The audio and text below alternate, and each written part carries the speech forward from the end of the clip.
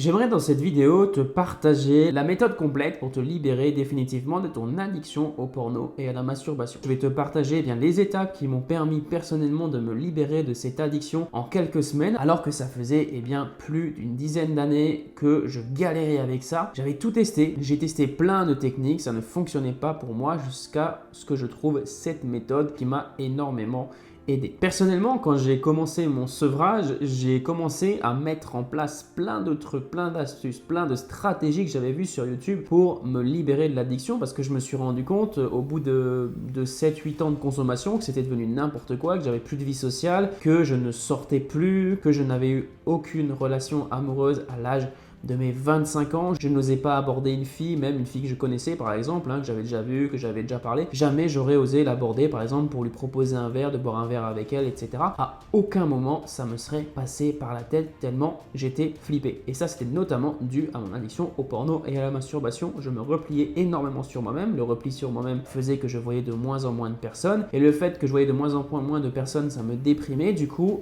je reconsommais et j'étais tombé dans un cercle vicieux infernal. Du coup, j'ai pris conscience de ça et je me suis dit je vais aller sur YouTube et je vais chercher des stratégies à droite à gauche, on va voir comment ça fonctionne et peut-être qu'avec un peu de chance je vais tomber sur la bonne stratégie. Là je suis tombé sur le NoFap Challenge, c'est un phénomène qui est beaucoup en vogue surtout en ce moment et je me suis dit c'est cool, ça a l'air génial, il y a plein de mecs qui partagent leur réussite. Je pensais pas qu'il y avait d'autres gens qui avaient cette problématique, je croyais que j'étais un petit peu le seul et je me suis dit c'est cool, il y a d'autres personnes, je vais me lancer là-dedans. J'ai commencé à tenir une semaine, 2 semaines, 3 semaines, j'étais super content, j'étais à fond et je me disais punaise ça y est, j'ai enfin trouvé la solution, c'est génial. Au bout d'un mois, j'ai eu une rechute. Alors, je me suis pas découragé tout de suite. Je me suis dit, j'ai eu une rechute, ok, j'ai tenu un mois. Donc, ça veut dire que j'en suis capable. J'avais repris confiance en moi. C'était génial. Je me suis dit, j'en suis capable. J'ai rechuté. Et là, je me suis dit, mince, j'ai rechuté, il faut que je me reprenne. Mais par contre, si je me reprends, il faut que je tienne plus d'un mois. Parce que ça veut dire que si je ne tiens pas plus d'un mois, ça veut dire que je serai revenu à mon ancien niveau. Dans ma tête, c'était ça. Je me disais, je suis revenu à mon ancien niveau si je tiens pas plus d'un mois. Dans ma tête, c'était ça. Je me disais, mais je vais revenir à mon ancien niveau si je tiens pas plus d'un mois. Tu l'as deviné, ce qui s'est passé, c'est que je me suis énormément mis la pression, j'ai énormément stressé de rechuter. Au bout d'une semaine, après ma première rechute, j'ai rechuté et ensuite, au bout de 3-4 jours, je suis retombé vraiment dans mon ancienne habitude parce qu'en fait, au bout d'une semaine, je me suis dit, j'ai rechuté alors qu'avant, j'avais tenu un mois. En fait, je suis pas capable de tenir un mois, c'était juste un coup de chance et c'est une erreur monumentale que j'avais fait à cette époque en pensant comme ça. Pourquoi ? Parce que déjà dans un premier temps, ce qu'il faut comprendre, c'est que ce genre de stratégie, c'est basé sur la résistance. Donc tu vas résister pendant un temps donné, sauf que, dans ton cerveau, tu as des choses qui sont limitées en fait. Tu as beau résister contre quelque chose, si tu résistes, tu vas finir tôt ou tard par céder à cette pulsion. On imagine, tu tends une corde, tu l'attends, elle va finir par péter. Après, qu'est-ce que tu vas faire ? Tu vas faire un nœud dedans pour la réparer. Le seul problème, c'est que tu vas l'attendre un petit peu avec la même force qu'avant, mais elle va péter beaucoup plus tôt parce que tu auras fait un nœud, elle sera déjà fragilisée. Et c'est pas du tout comme ça que je te conseille de fonctionner parce que ça ne va pas t'aider. Je vais même te dire une chose qui va peut-être te choquer dans cette vidéo et c'est un truc qui a vraiment tout changé pour moi, c'est la méthode que j'ai mis en place. C'est tout simplement de comprendre en fait que la rechute c'est une bénédiction. Si tu comprends pas que la rechute c'est quelque chose qui va te faire progresser, si tu comprends pas que la rechute c'est quelque chose qui va te permettre d'analyser tes faiblesses, tes forces, les choses qui n'ont pas fonctionné, les choses qui ont marché, si tu n'arrives pas à comprendre ça, tu ne pourras jamais t'en sortir parce qu'à chaque fois tu vas te dire la rechute c'est une catastrophe, il faut absolument pas que je rechute, tu vas tout le temps être tendu et pour libérer cette tension, qu'est-ce que tu vas faire ? Tu vas instinctivement te rediriger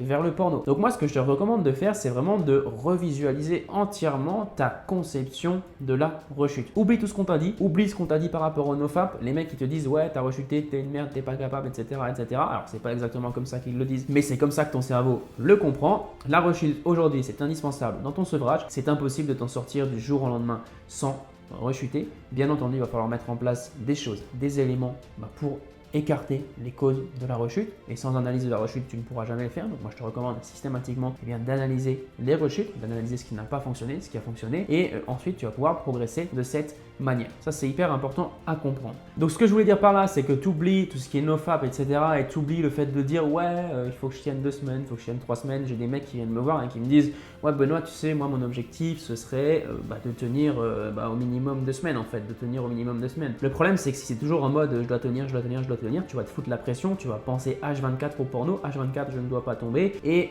inconsciemment tu vas attirer le porno à toi finalement parce que tu vas y penser tout le temps. Alors tu vas pas y penser de manière on va dire sexuelle, tu vas y penser de manière je dois pas le faire, mais si tu y penses de manière je dois pas le faire, tu vas le faire. C'est inconscient, c'est un petit peu comme un gamin. Un gamin, tu lui interdis de faire quelque chose, il va le faire par esprit de contradiction. Et c'est comme ça que ça fonctionne dans notre cerveau. Donc moi, ce que je te conseille de faire la prochaine fois, dès que tu as une rechute, au lieu de culpabiliser, tu vas noter systématiquement sur une feuille de papier les circonstances de la rechute, la date de la rechute, ce qui a fonctionné, ce qui n'a pas fonctionné, pourquoi tu as rechuté, qu'est-ce qui a été la cause de la rechute, et ensuite tu passes à autre chose. Tu penses plus à cette rechute et tu n'es pas en mode voilà, j'ai rechuté, ça faisait au bout de 3 jours, il faut que je tienne 10 jours maintenant. Non, pas du tout, tu penses pas à ça. Et tu reviendras au bout de quelques mois voir, au fur et à mesure que tu auras mis des actions en place, où est-ce que tu en es en termes de fréquence de rechute. Ça, c'est des choses que je partage vraiment dans le programme Renaissance. C'est un programme que je viens de lancer il y a très peu de temps et c'est exactement ce que j'apprends aux participants du programme et c'est comme ça qu'ils ont des résultats.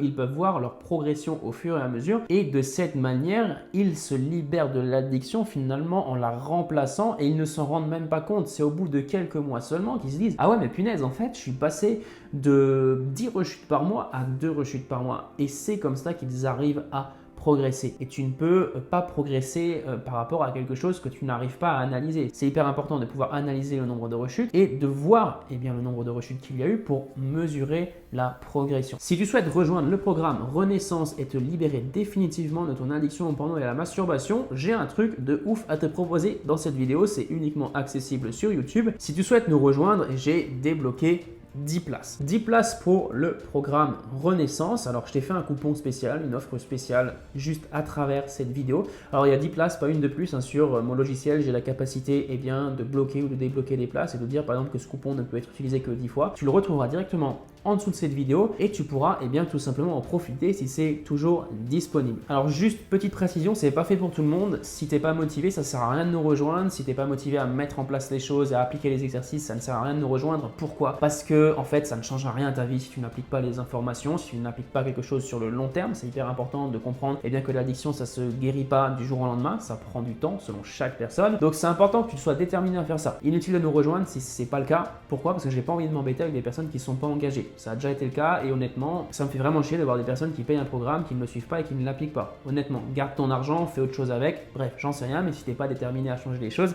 ça sert à rien de rejoindre le programme. Encore une fois, moi je préfère avoir seulement une seule personne qui s'inscrive sur les 10 coupons plutôt que d'avoir 10 personnes qui ne sont pas engagées. Je pense que tu me comprends. Moi, j'ai qu'une ambition, c'est d'impacter le monde, de changer le monde, de changer la vie des gens et je peux pas me permettre de recevoir des gens qui ne sont pas prêts à changer. Donc reviens quand tu seras plus motivé. Voilà, c'est une petite précision que je voulais faire. Ça peut te paraître un petit peu dur, mais moi j'ai pas de temps à perdre avec les touristes. Ici, on est des hommes motivés. On est prêt à changer le monde, on est prêt à se bouger les fesses.